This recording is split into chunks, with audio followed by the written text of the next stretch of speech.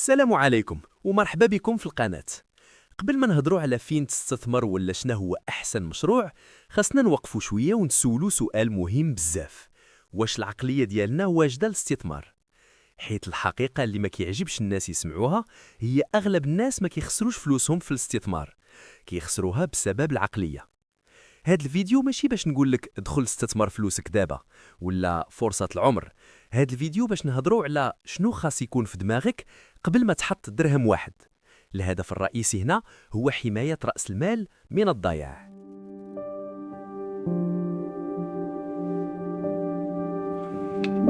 شنو هو الاستثمار؟ بزاف الناس فاهمين الاستثمار غلط.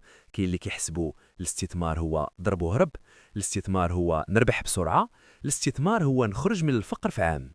في الواقع كاين اللي كتصدق معاه بالصدفة، ولكن أصعب حاجة هي تربح وانت ما عارفش كيفاش ربحتي.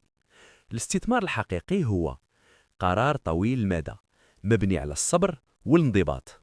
الاستثمار ماشي قمار وماشي مغامرة عمياء، هو تبادل بين الوقت والمال مقابل قيمة في المستقبل. إلا دخلتي بعقلية نربح دابا، راك دخلتي من الباب الغلط. مثلا شخص شرى الذهب أو الفضة ومن بعد مدة قصيرة باعوا بثمن أقل، وقال أن هادشي كيضيع الفلوس وما فيه حتى فايدة.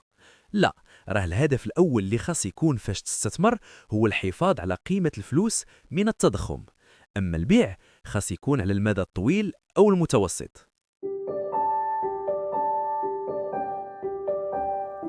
علاش بزاف كيخسروا؟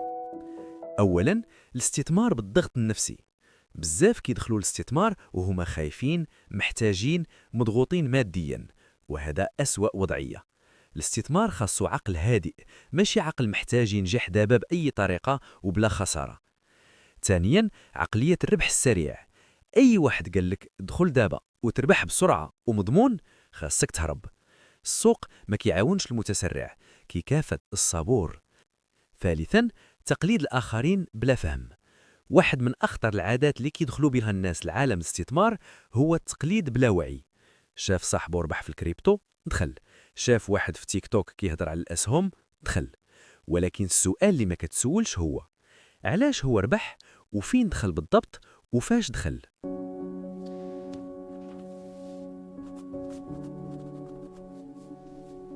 المشكل ماشي في كون شي واحد ربح، المشكل أنك دخلتي متأخر وبلا خطة. اللي ربح غالبا دخل بكري، فاهم المجال، عارف امتى يخرج وكيقدر يتحمل الخسارة. أما اللي كيقلد كيدخل من اللي يكون السوق طالع كيطمع، وكيخرج من اللي يطيح السوق بخوف. دابا شوف المفارقة: اللي كيقلد بلا فهم كيولي عبد للمشاعر، يطمع من اللي يطلع السوق، يخاف من اللي يهبط، ما عندوش خطة وما عندوش صبر. وهذا أسوأ وضع للمستثمر. باش ما تبقاش تقلد بلا فهم، خاصك قبل أي قرار تسول راسك: علاش هاد استثمار؟ شنو كيعتمد عليه؟ شحال نقدر نخسر بلا ما نتهز؟ واش نقدر نصبر من اللي يطيح؟ إلا ما لقيتيش جواب واضح، عرف راه ماشي استثمار، راه مغامرة عاطفية. الناس اللي كيربحوا بلا ما تفهم علاش غالبا كيضيعوا الربح بنفس السرعة.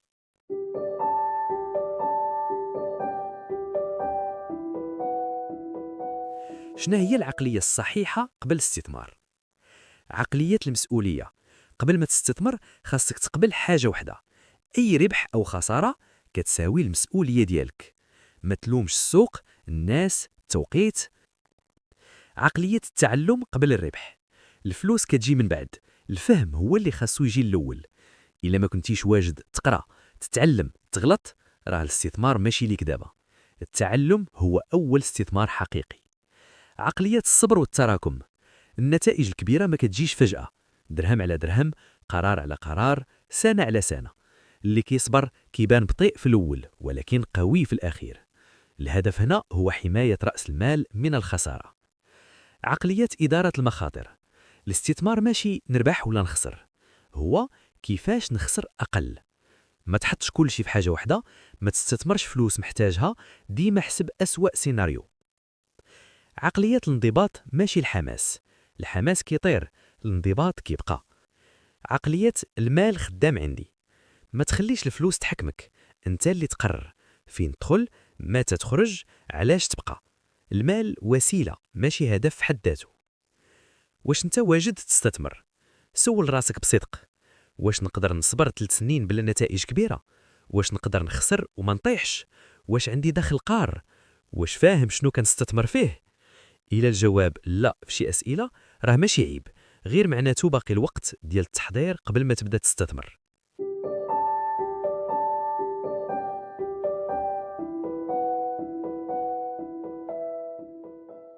شنو دير قبل ما تبدا؟ اولا، رتب حياتك الماليه قبل اي خطوه. قبل ما تفكر في السوق خاصك تشوف راسك شحال كتدخل، شحال كيخرج، وشنو الديون اللي عندك. الاستثمار ما كيبداش في التطبيقات ولا في الاسهم، كيبدا في التوازن. الا كانت مصاريفك اكثر من دخلك، السوق غادي يزيد يعقد عليك الحياه، ماشي يحلها. رتب ميزانيتك، نقص من الزائد، وخلي عندك وضوح مالي. جمع صندوق الطوارئ يحميك من القرارات الغلط.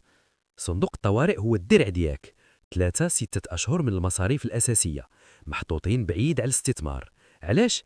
حيت إلا طاحت لك خدمة ولا جاك ظرف مفاجئ، ما تضطرش تبيع بخسارة ولا تدخل في قرارات عاطفية. تعلم الأساسيات الاستثمار قبل ما تخاطر بدرهم. ما خاصكش تولي خبير، ولكن خاصك تفهم الأساس. شنو هي المخاطر؟ شنو هو العائد؟ الفرق بين الاستثمار والمضاربة؟ كيفاش السوق تيطلع وكيهبط؟ أي واحد دخل بلا هاد الأساس راه داخل معصب العينين. المعرفة هنا ماشي رفاهية، هي أمان. بدا صغير. أول استثمار ماشي باش تربح الفلوس، ولكن باش تربح التجربة. دخل بمبلغ إلى ضاع ما يدمركش نفسيا أو لا ماليا. راقب ردة فعلك ملي السوق يهبط، كتخاف ولا كتبقى هادئ. هاد الدروس ما كتشراش بالكتب، كتشرا بالتجارب الصغيرة. الاستثمار ما كيحتاجش الشجاعة بزاف، كيحتاج العقلية الصحيحة. إلا حسيتي هاد الفيديو فادك ولو بمعلومة، دير لايك وسبسكرايب، وخلي هاد القناة تكون رفيقك في طريق الإصلاح.